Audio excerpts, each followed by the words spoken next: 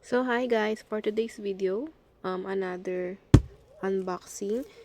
These are Japan items, and yun. Kapag ganito yung box, so alam niyo na yan kung nanonood na kayo ng mga previous unboxing videos ko. This is from CC Keiko. Ilalagay ko ulit sa description yung name ng page kung saan kayo pwedeng mag-order if you want. These are assorted Japan items. Na-receive ko to 2 weeks ago, and ngayon ko lang siya nakuha. Ngayon ko lang siya nakuha kasi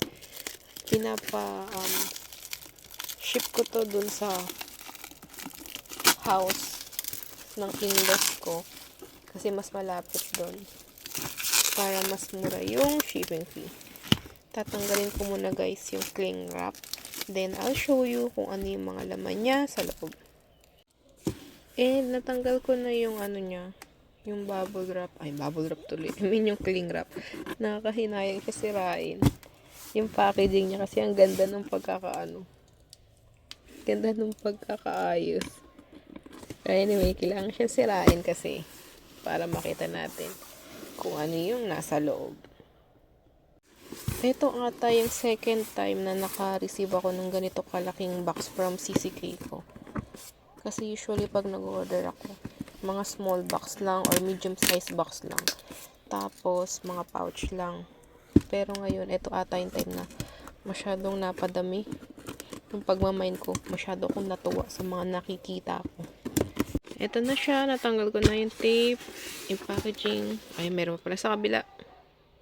Ito, totoo na to. Natanggal ko na talaga siya. So, ayan, let's see what's inside.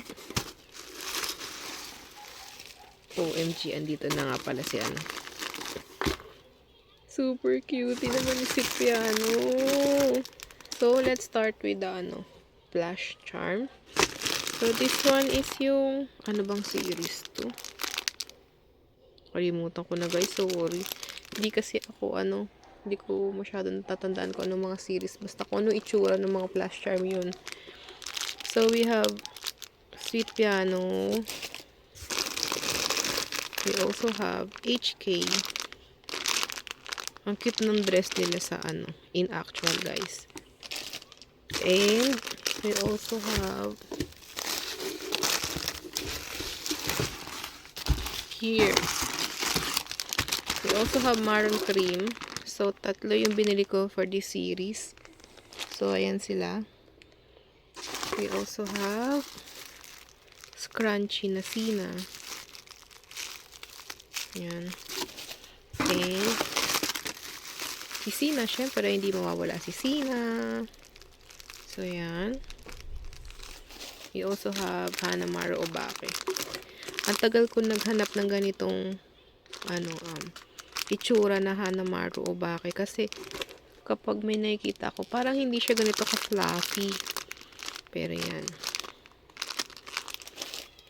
And then, syempre, hindi mawawala ang stationaries guys. Mixed stationery items. So, mini notebook na may lock. Mini memo pads. So, yan. May big memos din. Tapos, letter set. And, pencil. And ito, excited ako dito guys. Kasi this one is one set nung Flash Charm or bag charm na Sina and Friends. Wait lang. So, yun guys. Isang set to. Ito na siya. So, ito yun guys. Isang set siya. Tapos, ang makukuha is ito. Ayan sila. Wait. Bihira kasi guys na magkaroon ng ganito. Yung kompleto sila. So, syempre, grab na natin yung opportunity. So, ayan guys. Natapos na naman ang pag-unbox. Walang katapusang unboxing. Walang katapusang gastos. So, pero syempre, spend wisely. Mine ng mga items sa live wisely. Kung ano lang yung kaya, yun lang, okay? So, ayan siya. I'll be posting this one in another video.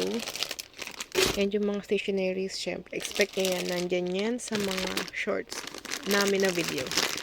So, ayan guys. Again, thank you for watching. Until next unboxing video. Bye-bye!